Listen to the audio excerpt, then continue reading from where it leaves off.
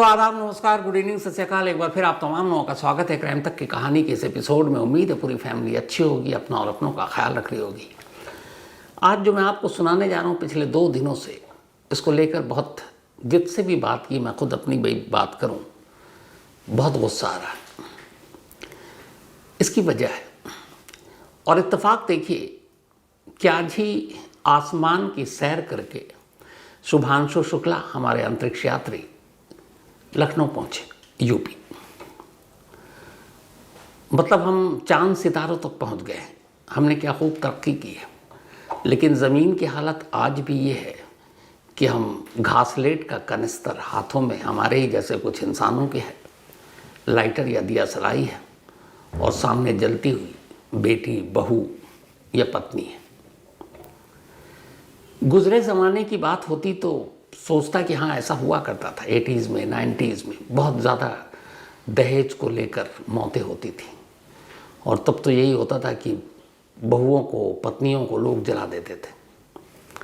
लेकिन आज 2025 में जब हम आसमानों की सैर कर रहे हैं, अभी चांद पर जाने की बातें हो रही हैं, और उस दौर में इसी देश में एक सास, एक पति, एक जेठ, एक देवर, एक ससुर मिलकर एक पत्नी, एक बहू और एक बच्चे की मां जो है, आग के हवाले कर देते हैं। दिल्ली के करीब, जहां इस वक्त मैं बैठा हूं, मुश्किल से 25 या 26 किलोमीटर की दूरी होगी जिस जगह यह वारदात हुई। तस्वीरें कलेजा चाक कर देने वाली हैं। हमारे देश में अभी एक बड़ा ज़ोर शोर से नारा चलता है, बेटी बचाओ, बेटी पढ़ाओ। इस वारदात के बाद एक लाइन और जुड़ती नज़र आ रही है, बेटी बचाओ, बेटी पढ़ाओ, बेटी जलाओ।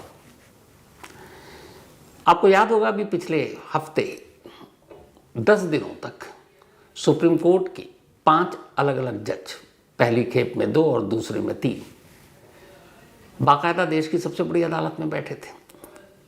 फैसला ये करना था कि एक जानवर यानी कुत्ता इंसानी बस्तियों में रहने लायक है कि नहीं है, उसे वहाँ रहने दिया जाए या फिर उसे बाहर निकाला जाए। फैसला हो भी गया। लेकिन असल मानों में जानवर कौन है? कम से कम वो कुत्ते वफादार हैं। अब जानवर हैं तो कभी भौंकते भी हैं, कभी काट भी लेते हैं, लेकिन रिश्तों को जलाते तो नहीं।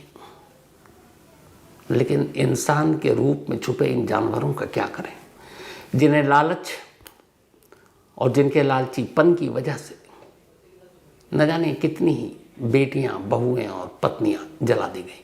आप शायद यकीन नहीं करेंगे, NCRB, national crime record bureau का एक डेटा है, अभी हाल का ही, और उनके 5 साल की अगर मैं डेटे पे नज़र डालूं तो एवरेज हर साल 7,000 आ रहा है।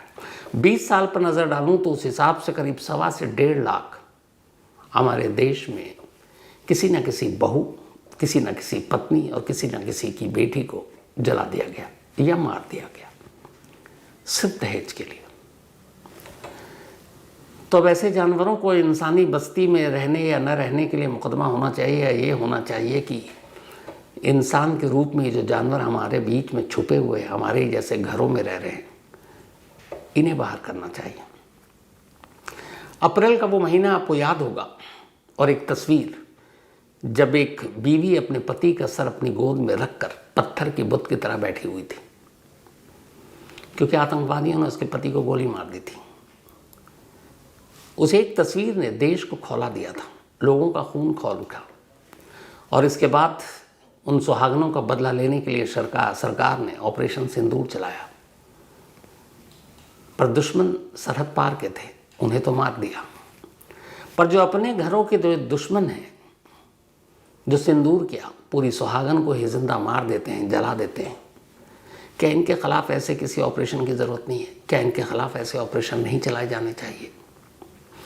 मैं ये सब कुछ इसलिए कह रहा हूँ कि एक बच्चा है, एक बेटा है, और वो कैमरे पर ये कह रहा है कि कैसे उसकी मम्मी को उसके पापा ने लाइटर से जला दिया। और कमाल ये है कि जब ये बेटा ये कह रहा है, तब भी देखिए उस शख्स को, जो उसकी माँ का दुश्मन है, जो उसकी माँ का कातिल है, उसे पापा ही बुला रहा है। इस बच्चे की सिर्फ आप बात सुन लीजिए पहले। मम्मा के ऊपर पहले कुछ डाला, फिर मम्मा को चाटा मारा, फिर लाइटर से आग लगा दी थी। तो इस मासूम बच्चे को आपने सुना। अब इस बच्चे की मौसी को आपको सुनाता हूं। ये वो मौसी है जो इस बच्चे की मां यानी उसकी अपनी छोटी बहन को जिंदा जलते हुए और मरते हुए अपनी आंखों से देखा, बेबसी के आलम में। और यही वो मौसी है या उस निकी की बहन जो अब इस दुनिया में नहीं है, कंचन, जिसकी बहादुरी को भी सलाम है, क्योंकि उस सिचुएशन में भी इसने अपने मोबाइल के कैमरे को ऑन किया और अपनी बहन पर जब जुल्म ढाए जा रहे थे उसे रिकॉर्ड किया। और इस रिकॉर्डिंग के दौरान उसकी बहन के पति ने इसकी तरफ मुक्का भी ताना था। ये इस पूरे हादसे की गवाह थी। और इस हादसे से कुछ घंटे पहले खुद इसे भी इसके पति ने बुरी तरह मारा था। तो बच्चे के बाद अब पहले उसकी मौसी को सुन लीजिए। पहले हमारे साथ मारपीट हो रही थी, काफी दिन से हमें टॉर्चर करना जा रहा था कि तुम्हारी शादी में ये नहीं मिला, वो नहीं मिला, इतने पैसे लाओ, अपने घर से 36 लाख रुपए लाओ। उसके बाद सास ने कुछ लिक्विड ला के रखा घर में, हमें दिया। फिर मेरी छोटी बहन के ऊपर बहुत ज्यादा अत्याचार करा, उसके सर में गले में बहुत सारी चीजें मारी और उसके बाद उसके ऊपर तेजाब डाल दिया। वहाँ पे हमारे बच्चे भी सब थे यार, मैं कुछ भी नहीं कर पाई। मेरे साथ भी बहुत ज्यादा बदतमीजी करी इन लोगों ने, इतना बुरा मारा उसे। मेरे बच्चे भी वहाँ पे देख रहे थे सारी चीजें। उसके बाद मारने के बाद उसके ऊपर वो जो लिक्विड लाए थे वो उसके ऊपर डाल दिया। मेरी बहन जल गई मेरी आंखों के सामने। मैंने उसे बचाने की कोशिश करी पर मेरी बहन को पता नहीं कौन हॉस्पिटल लेके गया, कौन नहीं। मैं उस स्थिति में नहीं बच पाई थी क्योंकि मैं बेहोश होके गिर गई थी। तो इन दोनों को सुन लिया। अब चलिए आपको उस इंसान के रूप में मौजूद जानवर से मिलाते हैं और उसको भी सुनाते हैं। ये विपिन है, उसी निकी का हस्बैंड, जिसे शायद चिता पर यूं ही लेटने का मौका नहीं मिला क्योंकि 100% जली हुई थी। और उस जली हुई निकी को चिता पर उसके घर वालों ने जब लिटाया तो सोचिए क्या आलम होगा। लेकिन ये विपिन इस वक्त अस्पताल में है। एक रिपोर्टर ने पूछा, तुम्हें कोई अफसोस है, पछतावा है, मलाल है? और किस बेशर्मी से ये कह रहा है कि मैंने नहीं मारा, खुद मर गई। और तस्वीरें कुछ और कह रही हैं। तो इस बेशर्म को भी एक बार सुन लीजिए। कुछ कहना चाहते हो आप? गलती पछतावा है? गलती का पछतावा है आपको? मुझे नहीं है, नहीं मैंने मारी है। हाँ। ना मैंने कुछ किया है, अपने आप मरी है। हाँ। अच्छा। और आप पहले भी मारपीट करते थे उससे? मियाँ बीवी में हर जगह लड़ाई होती रहती है, ये कोई आम बात नहीं है। अच्छा अच्छा। और वो अपने आप लगाई? बस मुझे और कुछ नहीं पता ना। पछतावा है? नहीं, हाँ बहुत पछतावा है। बच्चा भी चली गई, बच्चा भी 5 साल का। हाँ। तो ये वो पति था। अब अगर इसकी तस्वीर देख लेते हैं तो बार बार गुस्सा आता है। तो कहानी के ये सारे किरदार तो आपने सुन लिए, देख लिए। अब एक तस्वीर में एक औरत भी है। कहते हैं कि माँ बहुत दयालु होती है और इत्तेफाक से इस माँ का तो नाम ही दया है। तो दया तो इसके अंदर कूट कूट कर भरा होना चाहिए। लेकिन ये वो सास है जिसने निकी की मौत से पहले उसे बुरी तरह पीटा। और वो सब कुछ कैमरे में कैद था जो ये आप देख रहे हैं। ये वो माँ थी जिसके अपने 3 बच्चे हैं, 2 बेटा और 1 बेटी। उस बेटी की भी शादी की। लेकिन किसी और माँ को किस तरीके से मारा और किस तरीके से उसकी जान गई, कोई माँ ऐसा कैसे कर सकता है? लेकिन लालच वो बला है जो इंसान को जानवर बनाते देर नहीं करती। और यही इस परिवार का हाल था। ये पूरा कुंबा, ये पूरा परिवार ही लालची था। अब ये सारी चीज़ें क्यों हुई, इसकी कहानी सिर्फ इस एक गाड़ी से शुरू होती है। ये मर्सिडीज़ कार आप देख रहे होंगे, बिल्कुल नई चमचमाती हुई। और इसी मर्सिडीज़ के जड़ में इन इंसानों के जानवर बनने की कहानी है। असल में ये मर्सिडीज कुछ दिन पहले ही निकी के पिता ने खरीदी। उनका अपना कारोबार है, ठीक ठाक पैसे वाले हैं, गाड़ी खरीद सकते हैं। लेकिन निकी के ससुराल वालों को ये बर्दाश्त ही नहीं हुआ कि उसके घर वाले तो नई गाड़ी ले रहे हैं, हमें तो कुछ दिया नहीं, तो हमें भी पैसे दो या ऐसी गाड़ी दो, और नहीं तो पैसे दो तो हम गाड़ी खरीदेंगे। मतलब कायदे से खुद की हैसियत नहीं मर्सिडीज़ क्या मोटरसाइकिल ख़रीदने की, लेकिन उन्हें चाहिए। क्यों चाहिए? क्योंकि उन्होंने उनकी 2 बेटियों को अपने घर में लाया ब्याह कर, तो उनका हक बनता, उनकी बपौती है कि शादी की है तो बेटी की कीमत अदा करो, जिसे हम आप दहेज कहते हैं। और बस इसी बात पर जो गुज़रे ज़माने की बात होती थी वो आज के दौर में देखने को मिली। एक बेटी, एक बहू, एक बीवी को जिंदा जला दिया गया। ये कहानी ग्रेटर नोएडा की है, जहाँ मैंने आपको बताया बैठा हूँ, वहाँ से मुश्किल से 26 किलोमीटर दूर होगी। कहानी की शुरुआत यूँ तो 2016 से हुई। 2016 भिखारी सिंह, उनकी 2 बेटियाँ थीं और एक बेटा है। ठीक ठाक उनका अपना कारोबार, बिजनेस। दोनों बेटियों को उन्होंने बहुत ढंग से पढ़ाया, अच्छी परवरिश दी, नाजों से पाला, जैसा हर बाप करता है। जब वो बड़ी हुई तो फिर रिश्तों की तलाश शुरू हुई। इत्तेफाक से नज़र जाकर पड़ी इसी ग्रेटर नोएडा में रहने वाले सतबीर के 2 बेटों पर। उनमें से एक का नाम विकी और विपिन और दूसरे का नाम रोहित। पूरी तरह से खंगालने के बाद घर वालों ने रिश्ता तय किया और भिखारी सिंह ने अपनी दोनों बेटियों की शादी इन दोनों भाइयों से करने का फैसला कर लिया। रिश्ते की बात फाइनल हुई और दिसंबर 2016 में 2 बहनें और उनकी शादी 2 सगे भाइयों से। घर वालों को लगा कि दोनों बहनें एक साथ रहेंगी, ऊंच नीच, अच्छा बुरा सब आपस में संभाल लेंगी। यही सोचकर शादी की, और क्या धूमधाम से शादी की। जितना खर्च हो सकता था बाप ने किया। दहेज में स्कॉर्पियो गाड़ी दी, बुलेट दिया, लड़के की फरमाइश थी कि बुलेट भी दो। महंगे महंगे तोहफे दिए, कीमती सामान दिए और पूरे शान शौकत से शादी की। 16 में ब्याह कर ये दोनों बहनें दोनों भाइयों विपिन और रोहित के घर पहुंच गई। ये दोनों तब पढ़ रहे थे, बिजनेस या काम भी नहीं कर रहे थे, बेरोजगार थे एक तरह से। और आज भी आलम यह है कि एक तरह से बेरोजगारी है। उसकी वजह यह है कि इनके परिवार के जो मुखिया हैं सतबीर, उनका अपनी परचून की दुकान है, जहाँ आटा चावल दाल तेल साबुन ये सब बिकता है। जबकि निकी और कंचन के पिता का अच्छा खासा कारोबार, उनके पास दौलत ज़्यादा थी। उन्हें लगा था उन्हें बेटियां खुश रहेंगी, लेकिन उन दोनों की नज़र और उस घर वालों की नज़र तो उनकी दौलत पर थी। शादी के कुछ महीने तक तो ठीक चला, उसके बाद मुंह खुलना शुरू हो गया, हमें ये चाहिए, हमें ये चाहिए। बीच बीच में बाप भी देते रहे, हैसियत थी कि चलो बेटियां खुश रहेंगी। बात एक बेटी नहीं 2-2 बेटियों की थी। लेकिन लालच का मुंह खुलता गया, मांग बढ़ती गई, घर वाले भी परेशान, उधर बेटियां भी परेशान। लेकिन इन बेटियों की एक बड़ी अजीब मजबूरी होती है। जब तक घर पर रहती है मायके में हर चीज़ शेयर करती हैं, एक बार ससुराल पहुंच जाती हैं तो फिर इनकी तकलीफ़ सिर्फ इनकी बनकर रह जाती है। ये नहीं चाहती हैं कि इनके माँ बाप को इनकी तकलीफ़ के बारे में जानकारी भी हो, क्योंकि इन्हें लगता है कि उन्हें तकलीफ़ पहुंचेगी। और यही खामोशी कई बार जानलेवा हो जाती है। दोनों बेटियां अब दहेज के नाम पर जुल्म सहती रहीं, पिटती रहीं, मार खाती रहीं, लेकिन उफ नहीं किया।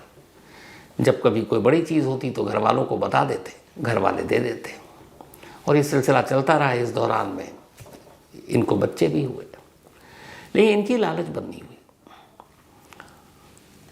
परचून की दुकान पर बड़ा बेटा रोहित तो फिर भी कभी कभार चला जाता, छोटा विकी तो सिर्फ आवारागर्दी ही करता, कोई काम नहीं। अब जब कोई काम नहीं करेगा तो ऐसे लोगों के जेब खाली होते हैं और उन जेबों को भरने के लिए दूसरों की जेबों की तरफ नज़रें गड़ाते हैं। और विपिन की नज़रें जो थी वो अपने ससुराल की तरफ थी। ये सब कुछ चलता रहा।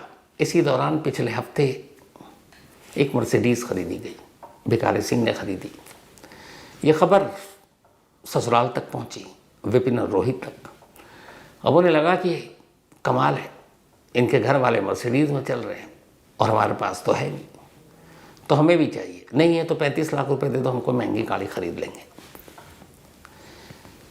दहेज लेने वाले दहेज के पैसे से अगर कोई घर देता है उसमें भी चौड़े होकर रहते हैं, गाड़ियाँ मिलती हैं तो रौब के साथ घूमते हैं, कभी शर्म नहीं आती। मैं तो कहता हूँ कायदे से वो भिखारी कहीं बहुत ज़्यादा बेहतर है जो सड़क पर भीख मांगते हैं, हाथ फैलाते हैं, खुलेआम भीख मांगते हैं और लोग देते हैं। क्यों? क्योंकि उनकी असलियत हमारे सामने है कि यार ये भिखारी है, भीख मांग रहे हैं। लेकिन शादी के बाद दहेज के नाम पर ये जो भीख मांगते हैं इन्हें तो शर्म भी नहीं आती। तो इसी मर्सिडीज को लेकर बहस शुरू हुई, लड़ाई शुरू हुई। बात 21 तारीख की थी, गुरुवार का दिन था। गुरुवार से पहले बुधवार की रात बड़ी बहन कंचन के पति रोहित ने उसे बुरी तरह पीटा घर में। उसको काफ़ी चोट लगी, हाथ पे भी, गाल पे भी, गर्दन पर भी। और वजह यही गाड़ी और दहेज कि तुम्हारे माँ बाप तो ऐश से रह रहे हैं, हमारे लिए भी मांगो। वो पिटाई हुए अगले दिन 21 अगस्त की तारीख आ गई, गुरुवार का दिन। अब बड़ी बहन से शुरू हुआ जुल्म छोटी बहन पर आया। अब निकी को पीटना शुरू कर दिया। पहले पति ने पीटा, फिर सास ने पीटा। इत्तेफाक से उस वक्त कंचन घर पर थी, निकी की बड़ी बहन। उसने मोबाइल निकाला और इस जुल्म को अपने कैमरे में कैद करना शुरू कर दिया। देखा उधर विपिन ने कि उसकी भाभी शूट कर रही है, वो उसे धमकाता है और उसकी तरफ मुक्का तानता है मोबाइल के कैमरे पर। यहाँ पे ये स्टोरी ख़त्म होती है। इसके बाद फिर अगली तस्वीर आती है। यही निकी जो इस घर की सीढ़ियों पर बैठकर कभी रील बनाया करती थी, उसी रील पर एक आग का गोला बनकर ऊपर से नीचे बदहवास भाग रही है। तस्वीरें दिखा भी नहीं सकता हूँ आपको। उसकी चीख कानों के पर्दे फाड़ दें। इत्तेफाक की बात यह है कि अगर ये दो चीज़ें कंचन ने अपने मोबाइल पर शूट न किया होता तो इस घर के अंदर 21 अगस्त को क्या हुआ किसी को पता भी नहीं चलता। और 21 और 22 अगस्त तक किसी को पता भी नहीं चला। जब आग लगी और आग के शोलों में लिपटी हुई थी निकी, पता नहीं उसको किसने अस्पताल पहुंचाया। अस्पताल ले गए, उसकी मौत हो गई। लेकिन यह खबर अभी भी घर के अंदर और निकी और कंचन के घर वालों तक थी, थोड़े बहुत मोहल्ले के लोगों तक। 21 गुजरा, 22 गुजरा, 23 तारीख आ गई। 23 तारीख को अचानक ये दोनों तस्वीरें, एक पिटाई की और एक आग के शोलों में लिपटी बदहवास भागती निकी की, जब सोशल मीडिया पर आई और देश ने देखा और पूरा देश सिहर उठा। इसके बाद पुलिस हरकत में आई। उधर घर वालों को भी एहसास था कि उन्होंने क्या किया। पूरा घर घर छोड़कर भाग चुका था, सिवाय बड़ी बहू जो अब घर में थी। छोटी बहू अब इस दुनिया में ही नहीं थी, और बच्चे। लोगों का गुस्सा, सोशल मीडिया पर ये विजुअल, उसके बाद मीडिया में ये खबर। यूपी पुलिस के अब तेवर बदले, ढूंढना शुरू किया गया और सबसे पहले जो हाथ आया वो वही विकी।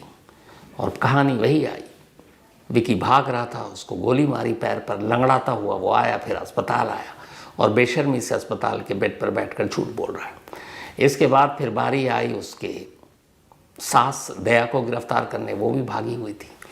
फिर जेठ रोहित यानी कंचन का हस्बैंड, वो पकड़ा गया और आखिर में ससुर सतबीर पकड़े गए। सभी कोने में दुबक कर कहीं भागने की कोशिश कर रहे थे, सारे पकड़े गए। और इसी बीच में अब एक वीडियो भी नया सामने किया जा रहा है कि ये शायद खुद पर ही मिट्टी का तेल, डीजल या पेट्रोल जो भी कहें, हालांकि पुख्ता तौर पर कुछ नहीं है। और इस घर में इन दो बहुओं पर जो जुल्म हो रहा उसके 1000 सबूत हैं। आखिरी सबूत तो इस पिटाई की है, और उससे भी बड़ा सबूत वो बेशर्म झूठ जो बोल रहा अस्पताल में बैठकर। चंद पैसों की खातिर एक लड़की, जिसकी अभी उम्र भी क्या रही होगी, 30 साल भी उसने शायद पूरा नहीं किया, लेकिन अपनी मौत मरती कभी पता नहीं। जिंदगी मौत तो ऊपर वाले के हाथ में होती है। तो पूरी चिता पर लेटती, फिर चिता की आग जलती, लेकिन यहाँ तो ससुराल में ही जीते जी घर में ही उसकी एक तरह से चिता जला दी गई और ये दौड़ती हुई चिता थी। ऐसे इंसान के रूप में मौजूद जानवरों के बीच में क्या कहा जाए। और ऊपर से ये जो हमारे दहेज और दहेज के चलते होने वाली मौतों को लेकर जो कानून है, जो मतलब दकियानूसी, पुराना, सुस्त, उसके बारे में भी क्या कहें। आप दिमाग पर गौर कीजिए, ध्यान से सोचिए और सिर्फ बताइए मुझे कि आज तक इस देश में दहेज से होने वाली किसी मौत के लिए किसी को फांसी की सज़ा दी गई है? बिल्कुल नहीं। बल्कि दहेज और दहेज के लिए होने वाली मौत के बाद जो लोग पकड़े जाते हैं वो जितनी जल्दी जेल जाते हैं उतनी जल्दी जेल से छूट भी जाते हैं। तो जब कानून ऐसा होगा, लालच इस कदर होगी, तो फिर आज किसी की बेटी कल किसी और की बेटी होगी। ये सिलसिला वैसे भी बरसों से चलता आया, चांद सितारों के दौर में हम पहुंच चुके हैं, लेकिन अभी भी तो वही हुआ। हालांकि मेरा मानना है कि इसमें एक गलती उन बेटियों के माँ बाप की भी है जो सामने वाले के लालच का मुंह भरते हैं। कोई भी शख्स बेटी देकर किसी पर या किसी को अपने घर में ब्याह कर जो लाता है, कोई भी लड़का, वो एहसान नहीं करता ना उसके घर वाले। अगर यही और सारे बेटियों के बाप ये तय कर लें कि वो अपनी बेटियों की शादी किसी लड़के से करेंगे ही नहीं, तो सोचिए शादी की ज़रूरत तो उन लड़कों की भी, फिर उनका क्या होगा। राजस्थान में एक गांव आज भी है जहां बेटियों को उस वक्त मार दिया जाता था, तो आज वहां एक पूरे गांव में जितने भी लोग हैं वो सब कुंवारे हैं। कुंवारों का गांव कहा जाता है, क्योंकि बेटियां उनको खुद ही मार दिया तो मिलेगी कहाँ शादी के लिए, वंश कहाँ से बढ़ाओगे। तो अगर हर बेटी के माँ बाप ये तय कर लें, शायद दहेज के इन लालची दानवों का कुछ इरादा बदल जाए, या ये तय कर लें कि अपनी खुशी से जो देना है देना है, दहेज नहीं देंगे। और कम से कम जिसने मुंह खोला तो उसको तो सवाल ही नहीं, बल्कि उसके मुंह पर एक जन्नाटेदार थप्पड़ देंगे। ऐसा हो। और दूसरा, अगर कानून साथ दे, इस तरह का सख्त कानून की जो भी ऐसी हिम्मत करे किसी की बेटी को जलाने के लिए, किसी बहू, किसी पत्नी को, तो ऐसी सज़ा दे कि आदमी सोच कर ही लरज़ उठे।